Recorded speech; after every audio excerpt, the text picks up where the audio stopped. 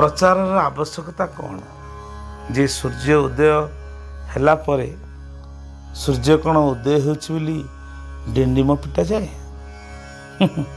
ठाकुरंकर ये गोटे अनुभूति कथा कहीं तपस्या करी ठाकुरंक दर्शन पाइबा हुए तो संभव हेउ नथिबा बेले कहीं गुहारी पड़ी सुजोग न पाउथिबा बेले केतेक भाग्यवान व्यक्ति अजाचित भावे ठाकुरंक करुणार लाभ करुछंती आखि पिछुलाके सेहीपरि जड़े भाग्यवान आमर भक्त भाई देव महापात्र बम्बे नगरी रे एकुटिया ओडिया मध्य सहल पकाई देथिले हाथ लेखा पत्रिका कुंकुम प्रकाश करी कुंकुम पत्रिकाटी बेस लोकप्रिय और बहुल प्रचारित हेउथिला बेले दुर्योग हेउ बा सुजोग हेउ हठात चड़क पड़ला तापर विपर्जय भितरे संस्थाटी आउ आगे पारला नहीं नाना घात प्रतिघात भितरे गति करने को पड़ला देव महापात्र को मात्र सतरे कौन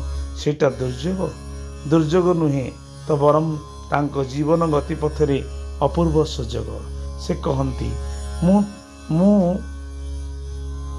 थाए बॉम्बे नगरी रे बेस राजकीय ढंग से चलुथिले हाथ लेखा पत्रिका कुंकुम पत्रिकाटी चलाई बेस आदृत तथा बहुल प्रचारित होता आय मध्य आशातीत भाव बढ़ी जाइतिला हठात सब ओलट पालट हो गला एबे भी मु विस्मित हुए ठाकुरंक अजाचित कृपा कथा चिंता करी चिंतारे तो थाए दिने खरा बेले मो दांड घरे बसी थाए नाना दुर्भावना मुंडरे मोर उंकी मारु थाए धैर्यहरा भी होई पड़ुथाए आखि टिके बुझी हो जाउछि तंद्रारे घुमेई पड़िछि हठात जड़े अनिंद्य रूप लावण्य सन्यासी सम्मुखरे मोर उभा हो गले मो ना धरी डाकिले एते विव्रत कहीं हो पड़ुछ तू जहाँ को मने करुछु दुर्दिन ताहा प्रकृत रे तो जीवन रे सुदिन मो कपाल तांको सुकोमल करांगुली स्पर्श करी चंदन टोपाटीए पिंधाई देले मु चमकी उठिली तंद्रा छाड़ीगला चाही देखिली कहीं नहीं मात्र दांड घरटी सारा सुबासित वातावरण खेली जाउछि आर घर मो स्त्री नीरू से सुगंधरे आमोदित हो पड़ी आश्चर्य हो पचारा घरटी एमिति सुबासित हो उठिला किपरि तुम कपाल रे ए कौन सत्य चंदन टोपा मोठू से अलौकिक कहानी शुणी से भी आश्चर्य हला से कहला ए तो स्वप्न नुहे सत्य और सत्य घटना तम कपाल चंदन टोपाटी तो सद्य ताहार प्रमाण ए घटनार किछि दिन पूर्वर मु 2 खंड बही आरत भंजन स्तव और विपद भंजन स्तव पाइथिले मयूरभंज वैद्यपुर शासनर पूर्णचंद्र आचार्य से बही 2 खंड रे लेखक थिले से तो मो शला विशिष्ट रत्न तत्वविष्ट परमानंद आचार्य मो ससुर थिले तांकरी पुत्रा से पूर्णचंद्र आचार्य स्त्री पागलिनी अभिराम ठाकुर आशीर्वाद से पागलामीरू भल हो जाते बही 2 खंडे ठाकुर अभिराम करुणा और निजर अनुभूति से पद्याकार लिखिथिले से गुरुदेव अभिन्न सुंदर प्रतिमूर्ति सन्निहित होता जो दैवी पुरुष को मु अलौकिक भाव दर्शन कली से मूर्ति परी मते जनागला मन उच्चाट है बाहरी पड़िलु करमाला आश्रम ठाकुर अभिराम परमहंस देव दर्शन लाभ पाई 1957 मसीहा चंदन उत्सव स्त्री नीरू झील ज्योत्ना को संगरे नहीं भूषंडपुर बाटे जीवाकू है आश्रम रे पहुँची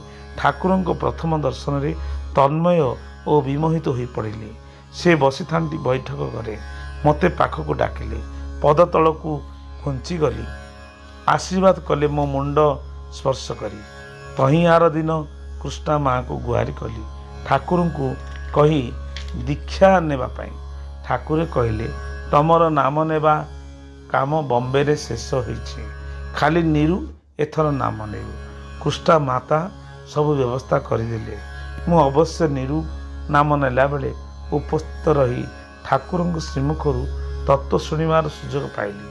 ठाकुर को अनुमति मागिली करमाल प्रेसटी बसाई पत्रिकाटी बाहर करने को। ठाकुर तत्व उपदेश दर्शन प्रचार पाई अनुमति मिलला नहीं। ठाकुर मना कले, कहले कौन ओ कहीं प्रचार करिवो? अन्य तथाकथित महापुरुष मानकर बाणी महिमा एते प्रचार होछि, आउ आपण स्वयं धराधाम को आसी प्रचार अभाव केही जानि पार नाहंती। पत्रिका माध्यम ताहा हेबा दरकार बोली मु कहली। ठाकुर हसी हसी कहले, प्रचार तो होई नथिला, तमे पुणी जानिल किपरि? से सबु ठाकुर करुणा। मु उत्तर देली। ठाकुर कहले, हाँ, जार जानिबा कथा ठाकुर करुणा ता प्रति आपे आपे हेबो, से जानिबो। तेबे प्रचार आवश्यक कौन? जार बेल हब ठाकुर ताकू बले जाची देवे। कहिबार तात्पर्य जगतर गुरु परमहंस रूप आविर्भाव ठाकुर हेले जगद्गुरु ठाकुर श्री श्री अभिराम परमहंस देवंकर अवतार धारण करी प्रभु निज मुखरे ही कहले, जीए जार सीए तार निश्चित हेब। प्रचार नथिले प्रसार किपरि हेब? तेणुक प्रचार प्रसार आवश्यक नहीं। प्रभु जार होइथिबे प्रभु भक्त को आपे टाणी आनिबे। सत्यनारायण स्वामी समस्तंकर मंगल करंतु। आनंद ठाकुर सदिच्छा पूर्ण। जय गुरुदेव, जय अभिराम सत्यनारायण स्वामी। थरे जड़े जटिया बाबाजी ठाकुर समय करमला आश्रम को आसती। ठीक आश्रम आरंभ बेले जटिया हिंदुस्तानी बाबाजी गुप्तचर भाव आसी किछि दिन मठर रहिला। से घोड़ारे चढ़ी आसी थाए। पाखरे आशाबाड़ी, गुप्ती, त्रिशूल इत्यादि जंत्र तलवारी मध्य पाखरे रखि थाए। रहिबा भितरे आखपाख गाँ को जाए।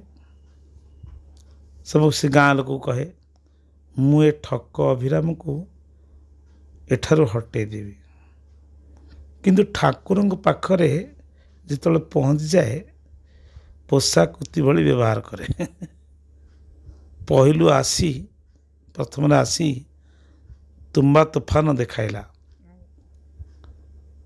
मते अरुआ चाउल, मुग डाली, घी प्रभृति दिए बोली दाबी कला।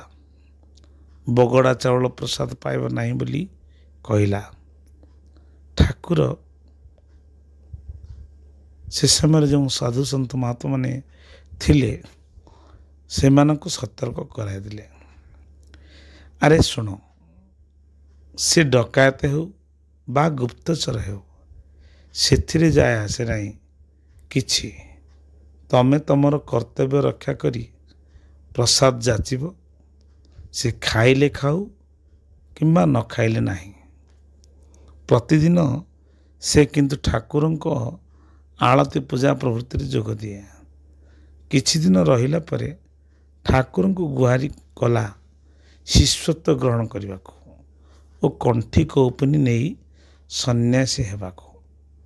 शेषरे ता जटा कटागला। एते लंबा जटा थिला। ठाकुर समय बेनु बाबाजी से जटा को दौड़ी भली करी रखिले। से जटा 55 हाथ लंबा हेबो। से जटारे कोठा तैयारी बेले पत्थर बंधा होई बुहाला। एमिति केते कथा केते विपदरु ठाकुर आमको ये आश्रम को सनातन धर्म को आम धर्म को रक्षा करछंती। नाना घात प्रतिघात दे ए राक्षस मानक कबल सतरे कार गर्व अभिमान रहिब कि किए बड़ हेब बोली कहिब कि तुम्भ लीला सिना तुम्भको गोचर किए से जानिब विश्व चराचर। श्री ठाकुरंकर अंतरंग सन्यासी परम पूज्य गुरुचरण बाबा जितेबाला ठाकुर स्थूल थिले तांको मुखर एक कथा श्रवण करिवार सुजोग मिलिथिला।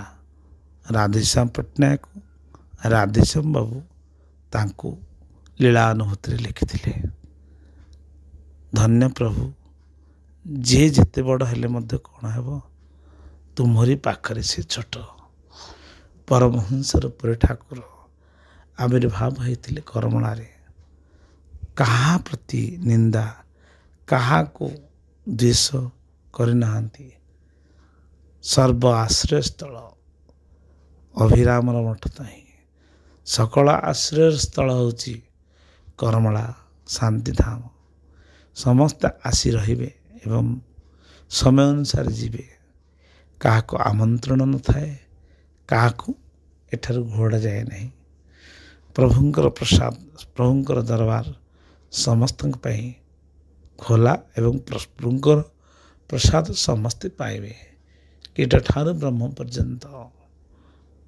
तेणु ये लीला अनेक अच्छी आग को शुणा। जय जगन्नाथ, जय गुरुदेव।